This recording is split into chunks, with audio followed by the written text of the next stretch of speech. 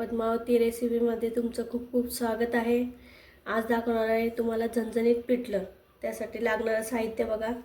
1 वाटी डाळीचं पीठ, लसूण, कांदा, जिरं, लाल मिरच्या आणि कोथिंबीर। चला तर बघूया रेसिपी। याला आता मिक्सरला आपण लसणाच्या पाकळ्या, मिरच्या आणि जिरं हे बारीक करून घेऊया।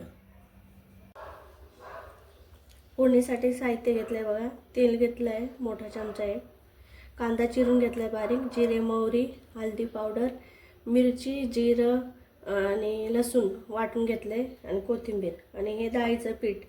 त्यामध्ये पाणी घालून आपण पेस्ट तयार करू। हे पाणी टाकून आपण पीठ भिजवून घेऊ। हे गाठी नाही झाल्या पाहिजे, पातळ अशा गाठी काढून घ्यायच्या।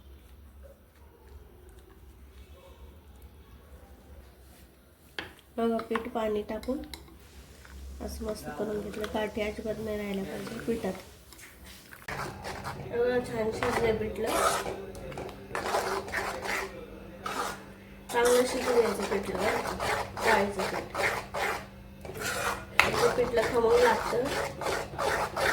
जर कच्चं राहिलं पीठ तर पोट दुखतं वगैरे, त्याच्यामुळे चांगलं शिजू द्यायचं।